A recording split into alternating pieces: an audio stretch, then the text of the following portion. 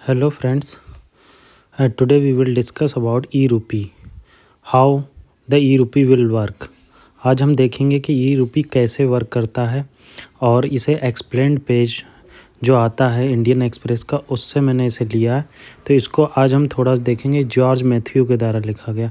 अब e-rupee क्या है, इन्हें पहले जो क्वेश्चन किया है कि व्हाट इज़ CBDC और डिजिटल करेंसी, मतलब सेंट्रल बैंक डिजिटल करेंसी क्या है और कैसे ये वर्क करेगी। तो क्या है डिजिटल करेंसी, कि ये लीगल टेंडर है आरबीआई के द्वारा। लीगल टेंडर का मतलब पहले हम यहाँ समझ लेते हैं। लीगल टेंडर का मतलब होता है कोई भी चीज़ जो है वो लीगली मान्य होती है, मतलब उसमें आरबीआई और गवर्नमेंट का सैंक्शन होता है, उसके द्वारा साइन किया जाता है कि आज से इसकी वैल्यू चाहे कागज़ के बराबर है मगर ये 2 रुपये के बराबर नोट है, ये नोट 2000 के बराबर है, तो ये लीगल टेंडर हुआ। अगर कल गवर्नमेंट कह दे ये लीगल टेंडर नहीं है तो वो कागज़ के बराबर हो जाएगा। तो CBDC क्या है, सेंट्रल बैंक डिजिटल करेंसी, एक लीगल टेंडर होगी। तो पहली पॉइंट तो ये हो गया इसमें।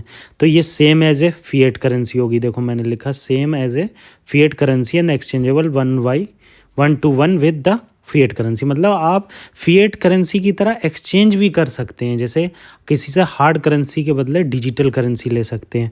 फंजिबल लीगल टेंडर होगा। फंजिबल लीगल टेंडर का मतलब है कि आप इसे बैंक से निकाल सकते हैं, for which holders need not have bank account, मतलब जिसके पास बैंक अकाउंट नहीं है वो भी इसको यूज़ कर सकता है। तो ये एक तरह से CBDC है। अब अगला पॉइंट क्या, how is RBI introduce CBDC, मतलब इंट्रोड्यूस ये सब कैसे करेगी। इसमें तो यही बताया कि हम शुरू में जो है मुंबई, न्यू दिल्ली, बेंगलुरु और भुवनेश्वर में करेंगे, फिर उसके बाद हम इसको हैदराबाद, इंदौर, कोची, गंगटोक, लखनऊ, पटना, शिमला यहाँ पर इंट्रोड्यूस करेंगे। मगर इस टाइम कहाँ इंट्रोड्यूस की गई है ये प्रीलिम्स में पूछ सकता है। जैसे मुंबई, न्यू दिल्ली, बेंगलोर और भुवनेश्वर में इसको इंट्रोड्यूस किया गया। अब अगला पॉइंट आता, how can a individual use the e-RUPI, मतलब ई-रुपी आप कैसे यूज़ कर सकते हैं। सेम उसी तरह यूज़ कर सकते हैं जैसे पेपर करेंसी यूज़ करते हैं। जैसे क्या होगा, पर्सन टू पर्सन यूज़ कर सकते हैं, पर्सन टू मर्चेंट यूज़ कर सकते हैं। तो ये इसको ई-रुपी को हम उसी वे में यूज़ कर सकते हैं जिस वे में हम हार्ड करेंसी को यूज़ कर सकते हैं। इसमें एक इम्पॉर्टेंट चीज़ है, मैंने ये इम्पॉर्टेंट पॉइंट लिखा है, as user will be able to withdraw digital token from bank in same way she can currency withdraw physical cash, मतलब आप उसी तरह बैंक में जाइए और कहिए कि हमें फिजिकल नहीं टोकन चाहिए, हमें जो है डिजिटल टोकन चाहिए इस 10,000 रुपये का। मान लीजिए आपके पास 10,000, तो आपको वो 10,000 रुपये टोकन की फॉर्म में मिल जाएंगे और वो टोकन की फॉर्म में आप कहीं भी यूज़ कर सकते हैं। अगला पॉइंट क्या, how is this different from other wallet, मतलब अदर वैलेट से ये कैसे डिफरेंट होगा। कुछ नहीं डिफरेंट होगा, वैसे ही वर्क करेगा। बस इसमें क्या है कि अगर आप 2 लाख से ऊपर का ट्रांजैक्शन करते हैं तो आप पे टैक्स का मैटर आ सकता है, मतलब ये लाइकली है, अभी ये कंप्लीट नहीं है। आप कहीं सोचो उसमें 2 लाख आ गया ऑप्शन में तो आप टिक कर दें, लाइकली वर्ड यूज़ किया। What are the type of e-RUPI, e-RUPI के टाइप बताएं। तो ई-रुपी बहुत टाइप का होता है, जैसे क्रिप्टो करेंसी का अलग प्रोग्रामिंग होती है, ऐसे ही डिजिटल इंडियन डिजिटल रुपए की अलग प्रोग्रामिंग होगी। इसमें लिखा CBD is design for restricted access to financial institution, मतलब ये जो है इसका एक्सेस फाइनेंशियल इंस्टीट्यूशन तक रहेगा, वो भी रेस्ट्रिक्टेड वे में रहेगा, सभी के पास नहीं जाएगा। इसलिए इससे ब्लैक मार्केटिंग बहुत कम हो सकती है, मतलब कुछ बैंकों से आप इसको इशू कर सकते हैं। Capital market more efficient as secure in term of operational cost, मतलब इससे क्या है, कैपिटल मार्केट बहुत इफिशिएंट हो जाएगी ऑपरेशनल का। जैसे कैश होता है, आपको कैश को बार बार इधर से उधर करना पड़ता है, ये सबसे बड़ी प्रॉब्लम है कैश को। आपको ये प्रॉब्लम आती है कि कैश को कैसे हम उसका ट्रांजैक्शन करें, उसकी हिस्ट्री लिखें, तो ऑपरेशनल कॉस्ट कम हो जाएगी, लिक्विडिटी मैनेजमेंट हो जाएगा, ये सब बातें हैं। What was the need to introduce e-RUPI को इंट्रोड्यूस करने की ज़रूरत क्या पड़ी। आजकल एक वर्ड चल रहा है ब्लॉकचेन टेक्नोलॉजी। अगर आप ब्लॉकचेन टेक्नोलॉजी के बारे में जानते हैं तो इस क्वेश्चन का आपको आसानी से मिल जाए।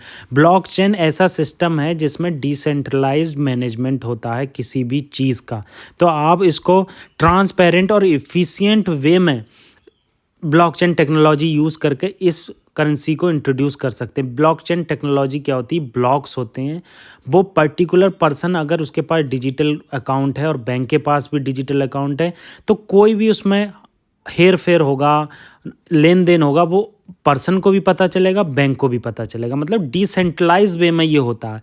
इसको डिसेंट्रलाइज सिस्टम कहते हैं। क्यों कहते हैं? उसका एक रीज़न ये है डिसेंट्रलाइज कहने के पीछे कि पर्सन अगर चेंज करना चाहे वो भी चेंज कर सकता है, बैंक चेंज करना चाहे बैंक भी चेंज कर सकती है। अगला देखते हैं, how CBDC different from crypto currency. ये बहुत ईजी है। सबसे इंपॉर्टेंट चीज़ आप इसमें ये याद कर लीजिए कि क्रिप्टो जो है not backed by central bank.